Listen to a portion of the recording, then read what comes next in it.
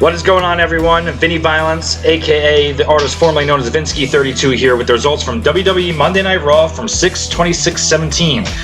Sorry I haven't gotten these videos out as fast as I would like, but I'll try to be as up to date as I can in the future. So let's get into it. 2 weeks from now, the WWE pay-per-view, Great Balls of Fire, will be here, and as atrocious as that name is looking to be a great card. Last week's episode of Raw tried to raise the tension from a simmer to a boil on its way to the go-home show this week. So, on the opening segment of Raw this week, Roman Reigns comes out to a chorus of boos as usual, and the crowd feels exactly the same as I do about Reigns. Can't stand him, wish he would just go away.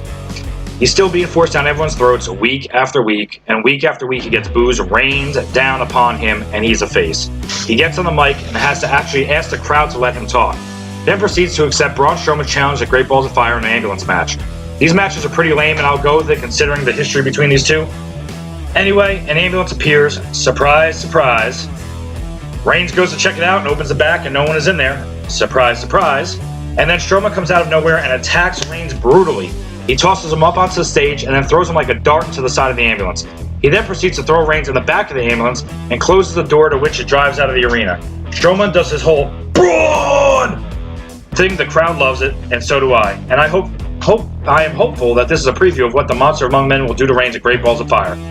I will predict Roman will get some revenge this week on Raw, though. And as a side note, who tells or hires this random ambulance driver and says, "Hey, listen, buddy, we're going to go to the wrestling arena. I'm going to destroy some dude, and then you're just going to go ahead and drive him out of here when I'm done. Sound good?" I don't know. Anyway, decent segment to open Raw, and it didn't overstay its welcome. So, next up on Raw, Elias Samson and Cesaro share the ring for a musical interlude to which they are interrupted by Finn Balor and the Hardy Boys. I really wish they would stop these random six-man tag matches that make absolutely no sense in the WWE universe other than putting faces and heels together and matching storylines together. Josh Duhamel. Why? Wasn't he a thing like 10 years ago? Well, anyway, he was there promoting Transformers and on the announce table. WWE is getting real desperate with pulling these celebrity cameos every week. The match was a typical back and forth, had some funny moments with Matt smashing Cesaro's face on every turnbuckle. Typical ending for Balor. He's fighting Cesaro, sling blade, corner dropkick, coup de grace, and the Hardys and the Demon King delete Elias Cesaro. Long match, but nothing special. Next up, we have a Goldust Promo. I'll summarize. Blah, blah, blah. Blah, blah, blah.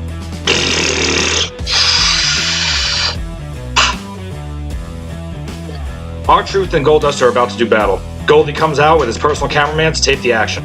Truth comes out and doesn't rap, so I guess he means business this week.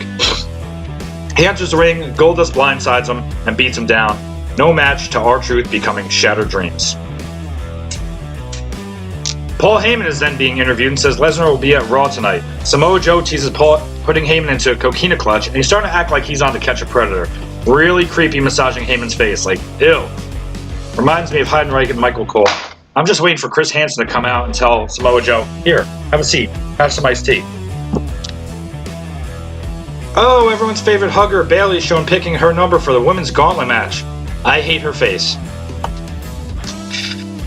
Now for the all-time worst segment on Raw in the past decade. Miz TV comes out, and I kind of feel bad for what they're reducing Miz to, a circus act with these ridiculous guests. LeVar Ball? Who? Apparently he's a thing, and his son is the second overall NBA pick. I watch wrestling, not the NBA, so I don't care. Anyway, this idiot comes running down the ring, then acting like a bigger idiot, taking his shirt off, threatening to do karate on the Miz. LeVar Ball says Miz stands for Miz Interpreted Soul. Oh, for fuck's sake. And a million zippers? Where does this guy get these knee slappers? This whole segment was an utter embarrassment. Not to mention this guy's youngest son dropped the N-bomb. Great job, WWE. The crowd hated it. I hated it. I'd rather watch the loserweights. LeVar Ball is a jackass. The only time you'll ever hear me say that I'm glad that Dean Ambrose interrupted. So, after the commercial break, we get another nonsense six-man tag match with Beauty and the Man Beast, Heath Slater and Rhino, with Dean Ambrose versus The Miz and The Miztourage. Are they really fucking calling it that? Anyway, The Miztourage and Miz steal a victory, and this was painful. Next, they show a montage of Enzo and Big Cass. Enzo comes out and calls out Cass and says they need to talk man to man. Cass comes out to booze, and the crowd has officially turned on the big guy. Enzo said Cass was right about some things and that he was sorry. He says Cass is his family and his brother in real life, not just wrestling. And they're pulling on the heartstrings here, folks. Cass takes the mic and says Enzo doesn't know when to shut up, but he apologized for attacking the certified G and hugged him. They walk up the ramp to cheers and seemingly a reconciliation until BAM! Big Cass clotheslines Enzo and throws him halfway down the ramp. He then goes over and steps on Enzo's face, and you can't teach that. Commercial for WWE pay-per-view Great Balls of Fire. The logo looks like a dick. No, really, that shit looks like a flaming dick and balls. What the fuck? Next up, Big Cass threatens Corey Graves, and Corey Graves looks worried. Go to the next match, Seth Rollins versus Kurt Hawkins. Did we really need this garbage match? Couldn't Seth Rollins fight anyone else on the roster than this bum? Pretty sure I missed Bray Wyatt or something in here. Anyway, lame. Brock Lesnar comes out next. Samoa Joe grabs from behind, puts him in the coquina clutch. Brock tries to fight back, but the Samoan named Joseph turned him purple and choked him out. Is this a preview of Great Balls of Fire? One can only hope. Loserweight alert! Lince Dorado versus Neville. No one fucking cares. Neville wins. Next up, on the pay-per-view Great Balls of Fire for the Loserweight belt, Tozawa versus Neville. And once again, no one cares. Finally, to end the show, was the women's Gauntlet match for the #1 contenders for the Raw Women's Championship. First pick is Bayley. Thank God they stopped thinking Bayley was ever going to happen. She's never going to happen, at least not on the main roster. She picks the first pick and is instantly stomped by Nia Jax, who is equally as awful. Mickie James comes out and gets demolished by Jax. Dana Brooks gets squashed by Jax. Do we see a pattern here? Emma comes out and gets decimated by Jax. Now here comes the boss. Sasha Banks comes out, and the smallest female on the whole Raw roster gets Nia Jax to submit somehow to become the #1 contender for the Raw Women's belt to end the show. I like Sasha, but they need to start utilizing some of these other women because Brooke, James, and Emma are just jobbers at this point.